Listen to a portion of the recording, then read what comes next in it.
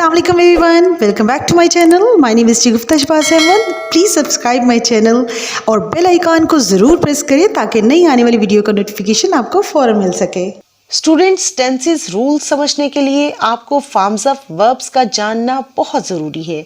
Teachers आपको verbs की forms याद करने को कहते हैं। अब फॉर्म्स ऑफ वर्ब्स होती क्या हैं, पहले इसका कॉन्सेप्ट क्लियर करते हैं। फॉर्म का मतलब है अपीयरेंस, शेप यानी ज़ाहिरी शक्लो सूरत। तो फॉर्म्स ऑफ वर्ब्स का मतलब है कि कोई वर्ब हम कितनी सूरतों में इस्तेमाल कर सकते हैं, यानी कोई वर्ब हमें जिस जिस सूरत या हालत में नज़र आता है या नज़र आ सकता है वो उसकी डिफरेंट फॉर्म्स कहलाती हैं। मतलब किसी वर्ब की मुख्तलिफ शक्लें या उसकी अपीयरेंस।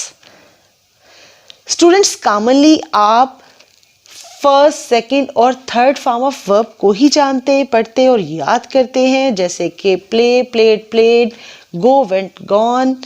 लेकिन इसके अलावा भी कुछ फॉर्म्स हैं जिनको अगर आप जान लें, समझ लें तो आप इंग्लिश ग्रामर और ट्रांसलेशन दोनों को बहुत अच्छी तरह समझ सकते हैं, उसका कॉन्सेप्ट क्लियर कर सकते हैं। सबसे पहले प्रेजेंट या फर्स्ट फॉर्म ऑफ वर्ब आती है, इसको हम बेस फॉर्म ऑफ वर्ब भी कहते हैं। इसकी एग्जाम्पल्स हैं play, work, move, bake, go, write, speak, feel, cut and catch.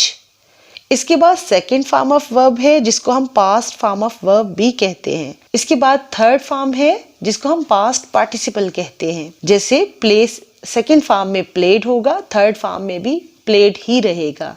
लेकिन गो सेकंड फॉर्म में वेंट में चेंज होगा, जबकि थर्ड फॉर्म में ये गॉन में चेंज हो जाएगा। इसी तरह से अगर आप ऊपर देखें, वर्क सेकंड फॉर्म में वर्कड है, थर्ड फॉर्म में भी वर्कड ही रहेगा, लेकिन राइट चेंज हो जाएगा रोट में और थर्ड फॉर्म में ये रिटन में तब्दील होगा। इसी तरह से स्पीक, स्पोक, स्पोकन, लेकिन मूव, मूव्ड एंड मूव्ड, यानी इसकी सेकंड और थर्ड फॉर्म सेम है। Then students, fourth form of verb होती है जिसको हम प्रेजेंट पार्टिसिपल कहते हैं। इसको हम प्रोग्रेसिव फॉर्म भी कह सकते हैं। ये बेस फॉर्म के साथ आईएनजी ऐड करके लगाई जाती है। जैसे हमने प्ले के साथ आईएनजी ऐड करके इसको प्लेइंग बनाया, वर्क के साथ आईएनजी ऐड किया तो वर्किंग हो गया, और मूव का हमने ई कट किया है आईएनजी लगाने से पहले तो ये मूविंग है। इसी तरह से बेक का हमने ई कट करके फिर आईएनजी ऐड किया है, दैट इज बेकिंग।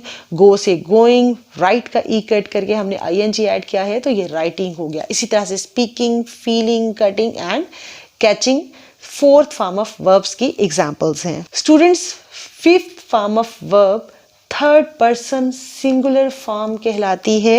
ये बेस फॉर्म ऑफ वर्ब के साथ एस या ईएस को ऐड करके बनती है। इसको हम प्रेजेंट सिंपल टेंस में थर्ड पर्सन सिंगुलर प्रोनाउन या सिंगुलर नाउन के बाद इस्तेमाल करते हैं। जैसे प्ले के साथ हमने एस ऐड किया है तो ये प्लेस बन गया। इसी तरह से works, moves, bakes, goes, writes, speaks, feels, cuts and catches S या ईएस ऐड करने के बाद थर्ड पर्सन सिंगुलर वर्ब्स में चेंज हो जाते हैं।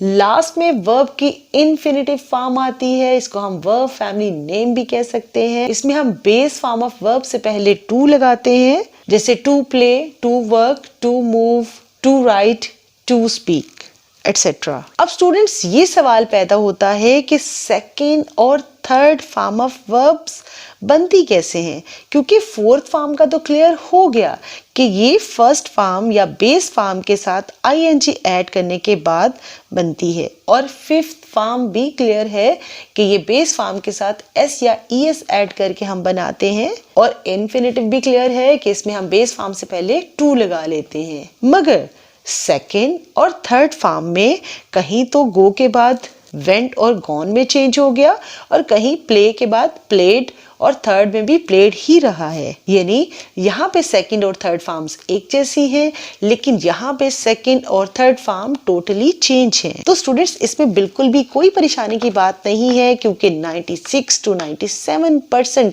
सेकंड और third forms of verbs base form of verb के आखिर में ईडी को ऐड करके बनती हैं। लेकिन अगर वर्ब के आखिर में पहले से ही ई मौजूद है, जैसे यहाँ मूव में, तो हम ई ऐड नहीं करेंगे, हम सिर्फ डी लगाएंगे। जैसे हमने यहाँ पे मूव के साथ डी लगा दिया और मूव्ड बन गया, और इसी तरह से थर्ड फॉर्म भी मूव्ड ही है। इसी तरह से बेक से baked and baked again in third form. इसकी कुछ और एग्जांपल्स होंगी, जैसे डिसाइड से डिसाइडेड, होप से होप्ड। इस तरह से जिन वर्ब्स की सेकंड और थर्ड फॉर्म्स बनती हैं, यानी डी या ईडी ऐड करके, उन वर्ब्स को हम रेगुलर वर्ब्स कहते हैं। ये हमारी रेगुलर फॉर्म्स ऑफ वर्ब्स हैं, यानी play, work, move and bake regular forms of verbs की एग्जाम्पल्स हैं, क्योंकि इनकी सेकंड और थर्ड फॉर्म हम डी या ईडी ऐड करके बनाते हैं। जबकि go, write, speak, feel, cut and catch ये इर्रेगुलर फॉर्म्स ऑफ वर्ब्स की एग्जाम्पल्स हैं, क्योंकि इनकी सेकंड और थर्ड फॉर्म किसी रूल के अकॉर्डिंग नहीं बनती, क्योंकि इनका कोई कायदा कानून नहीं होता। जैसे गो से went, gone, then write, wrote, written, speak, spoke, spoken, feel, felt, felt. जबकि कट जो है अपनी सेकंड और थर्ड फॉर्म में बिल्कुल भी चेंज नहीं हुआ। इस तरह से कैच का कॉट बना है, थर्ड फॉर्म में भी ये काट ही रहा है। तो यहाँ पे कोई भी कायदा कानून नहीं है, इसलिए इन फॉर्म्स ऑफ वर्ब्स को हम इर्रेगुलर फॉर्म्स ऑफ वर्ब्स कहते हैं। लेकिन students, irregular forms of verbs सिर्फ 3 to 4% हैं, यानी टोटल इंग्लिश लैंग्वेज में जितनी भी फॉर्म्स ऑफ वर्ब्स हैं, उन वर्ब्स में से सिर्फ 3 to 4% वर्ब्स की सेकंड और थर्ड फॉर्म इर्रेगुलर तरीके से बनती है, जो आप बहुत आसानी से याद रख सकते हैं। इसका मतलब ये हुआ कि आपको इंग्लिश के वर्ब्स में से सिर्फ 3 to 4% वर्ब्स की फॉर्म्स को याद रखना है जो कि इर्रेगुलर हैं, जबकि दूसरी तमाम फॉर्म्स ऑफ वर्ब्स के साथ जो कि 96 to 97% है, उनके साथ आप ईडी लगाएंगे या डी लगाएंगे। And as I told you earlier कि अगर ई पहले से लगा हुआ है, जैसे यहाँ पे मूव में ऑलरेडी ई मौजूद है, तो हम सिर्फ डी का एडिशन करेंगे सेकेंड फॉर्म बनाने के लिए, और इसी तरह से थर्ड फॉर्म बनाने के लिए। और कुछ फॉर्म्स ऑफ वर्ब्स तो ऐसी हैं जिनमें सेकंड और थर्ड फॉर्म में कोई चेंज नहीं आता, जैसे कट, कट एंड कट। इसी तरह से कट के अलावा शट और पुट भी इसकी एग्जांपल्स हैं, वो भी सेकंड और थर्ड फॉर्म में चेंज नहीं होते। तो स्टूडेंट्स, आई होप आपको रेगुलर और इर्रेगुलर फॉर्म्स ऑफ वर्ब्स का कॉन्सेप्ट क्लियर हो गया होगा। Okay students, let's repeat it again कि हमारी टोटल फॉर्म्स ऑफ वर्ब्स 5 होती हैं। फर्स्ट फॉर्म जो बेस फॉर्म कहलाती है, जैसे यहाँ पे एग्जांपल्स लिखी हुई हैं, सेकंड फॉर्म, फिर थर्ड फॉर्म, फोर्थ फॉर्म हमारी आईएनजी के साथ होती है, फिफ्थ फॉर्म में हम बेस फॉर्म के साथ एस या ईएस लगाते हैं, जबकि इन्फिनिटिव फॉर्म या फैमिली नेम में बेस फॉर्म ऑफ वर्ब से पहले टू लगता है। I hope this is clear now. Thanks for watching this video. Viewers, I am sure ये वीडियो इंग्लिश लैंग्वेज लर्निंग में आपकी बहुत हेल्प करेगी। इंग्लिश ग्रामर या पार्ट्स ऑफ स्पीच से रिलेटेड अगर आप कोई क्वेश्चन करना चाहते हो तो please ask me in comments. Please like, share and subscribe my channel. See you again in next video. Bye.